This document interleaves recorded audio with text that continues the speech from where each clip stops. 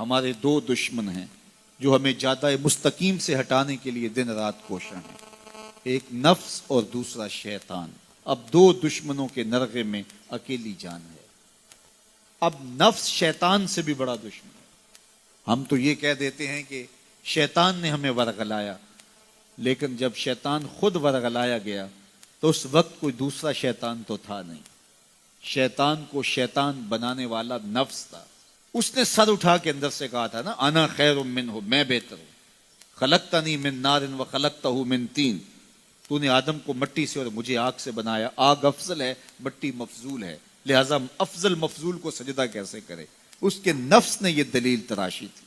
اللہ چاہتا تو اس کی دلیل کے بتی ادھیڑ کے رکھ دیتا، لیکن کوئی جواب نہیں دیا، بلکہ فرمایا میرے دربار سے نکل جا۔ اللہ اکبر۔ تو شیطان کو جو دلیل سکھائی اس کے نفس نے سکھائی۔ تو شیطان اور نفس دو بڑے دشمن ہیں، یہ دونوں ہمارے ساتھ لگے ہوئے۔ لیکن اللہ کا کرم یہ ہوا، اذا جاء رمضان سلسلۃ الشیاطین، جب ماہ سیام آیا شیاطین جکڑ دیے گئے۔ آج یہ مسجدوں کے در کشادہ ہو گئے ہیں، پھاٹک کھل گئے ہیں، لوگوں کا ہجوم یہ شیطان کے بن جانے کی وجہ سے۔ لیکن اس کے باوجود مہنگائی ہے، اس کے باوجود جو ہے وہ ذخیرہ اندوزی ہے، اس کے باوجود نظر کی بدکاریاں ہیں، خیالوں کی آوارگیاں ہیں، کم تولا جا رہا ہے، کم ناپا جا رہا ہے، اور بہت سارے گناہ بھی موجود ہیں۔ تو جب شیطان بند گیا تو یہ گناہ کیوں ہیں؟ تو جواب اس کا یہ ہے کہ نفس موجود ہے۔ شیطان کے بننے کی وجہ سے نیکی کا ماحول پیدا ہوا، نفس کے موجود ہونے کی وجہ سے برائی کا ماحول موجود ہے۔ لیکن ہمارے لیے موقع ہے کہ شیطان بند گیا، نفس کا مقابلہ کر لیں۔ اب نفس کا مقابلہ کیسے کریں گے؟ نفس نتواں کشت الا باسے چیز، بات گوئم یادگیرش اے عزیز۔ کہا یہ نفس نہیں مرتا، لیکن تین اسلحے اگر تیرے پاس ہوں تو پھر یہ ٹھہر بھی نہیں سکتا۔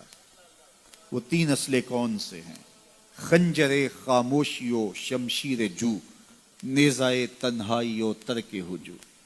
خاموشی کا خنجر، بھوک کی تلوار اور تنہائی کا نیزہ۔ کہا یہ تین اسلحے لے لے، پھر نفس پہ ٹوٹ پڑ، نفس تیرے آگے ٹھہر بھی نہیں سکے گا۔